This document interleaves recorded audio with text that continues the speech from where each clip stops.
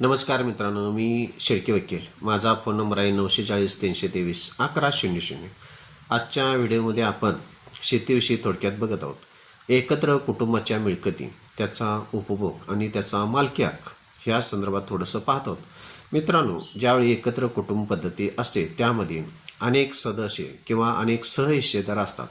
सदर मिळकत ही त्या कुटुंबातील कुणाच्याही किंवा कोणत्याही सदस्याच्या नावावर जरी असेल, संपूर्ण मिळकत एखाद्या सदस्याच्या नावावर जरी असेल तरी त्या मिळकतीचा मालकी हक्क, ताबा आणि उपभोग हा त्या कुटुंबातील सहहिस्सेदार यांच्या समान आहे असा गृहीत धरण्यात येतो.